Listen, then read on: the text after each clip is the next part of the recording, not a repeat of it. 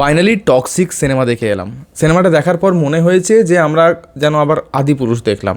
মানে এক্সপেকটেশন ছিল টপ লেভেলের, কিন্তু এক্সিকিউশন যেটা পেলাম ছিলই না। দেখুন, সিনেমাতে যদি একটু আধটু কোনো প্রবলেম থাকে, একটা অ্যাক্টারের কোনো খারাপ অ্যাক্টিং, গান ভালো নেই, মিউজিক ব্যাকগ্রাউন্ড স্কোর ভালো নেই, ঠিক আছে। সিনেমাতে যদি গল্পটাই ভালো না হয় আমরা দেখবোটা কি? তবুও কষ্ট করে আমরা খুঁজছিলাম, যখন সিনেমা হলে দেখছি তখন খুঁজে বেড়াচ্ছি, না এটা ভালো আছে, এই জায়গাটা ভালো ছিল, এটাকে আমরা ভালো বলার চেষ্টা করব, এমন করে খুঁজতে হচ্ছিল। আবার কখনো কখনো মনে হচ্ছিল যে আমরাই কি ভুল, মানে আমাদেরই কি বুদ্ধি নেই যে বুঝতে পারছি না। না ভাই, সবার সাথেই এটাই হচ্ছে।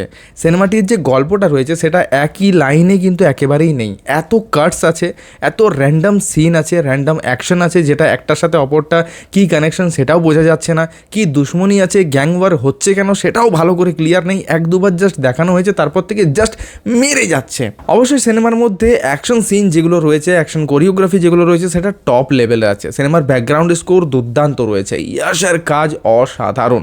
টিকিটের রোলটা যা করেছে ইয়াশ, পাগল হয়ে যাবেন আপনি। তার ঝাপানো লম্ফ প্রত্যেকটা জিনিস কিন্তু দুর্দান্ত লাগবে। তার সাথে রায়া যখন বয়স হচ্ছে তখনও যে লুকটা রয়েছে, পুরো রাবণ মনে হচ্ছে এখন থেকেই। অসাধারণ লুক, অসাধারণ পারফরমেন্স তার সাথে কোথাও মানে কোনো সিনে টপকে দিয়েছে ইয়াশকে নয়নতারা। জাস্ট সে সাইলেন্ট ছিল, কিন্তু তার যা অরা ফার্মিং হয়েছে ভাই, ওই ফার্মিংয়েই পুরো রাজ্য খাবে এমন মনে হচ্ছিল। কিয়ারা আডবাণী একটু কনফিউজিং ছিল ক্যারেক্টারটি, ডাবিংয়ের জন্য আরও খারাপ লাগছিল। তারা সুতারিয়ার যে কাজটুকু দেওয়া হয়েছিল তাকে, সে কাজটা ঠিক করেছে। মানে বলতে গেলে অ্যাক্টিং সবাই ভালো করেছে, যাকে যতটুকু পার্ট দেওয়া হয়েছে। কিন্তু গীতু মোহন দাস এখানে মনে হচ্ছে যে স্টোরিটাকে ভালো করে বানাতে পারেনি, স্টোরি অনুযায়ী গল্পগুলোকে বসাতে পারেনি।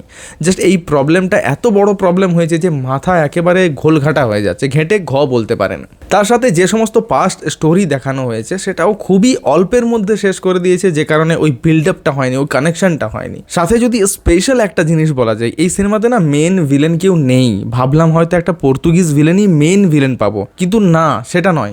প্রথম দিকে ছিল, তারপরে হুমা কুরেশি কিছুক্ষণের জন্য এলো, আর তারপরে টিকিট এলো, কিন্তু শেষমেশ নিজের শত্রু রায়া নিজেই দাঁড়ালো। আর এটাই তার পুরো সিনেমাটিকে, তাকে নিজেকে নষ্ট করে দিল। আপনারা যদি শাটার আইল্যান্ড দেখেছেন, তাহলে শাটার আইল্যান্ডের লাস্ট এখানে এবং আমাদের এখানে টক্সিকের লাস্ট সিন একইভাবে ফ্রেম করা হয়েছে। কোথাও না কোথাও সাইকোলজিক্যাল অ্যাকশন ড্রামা মুভি এটা তৈরি করা হয়েছে, যেটা অফকোর্স ওয়ার্ক করছে না এখন। এবার দেখা যাক কতটা ওয়ার্ক করে এই সিনেমাটি।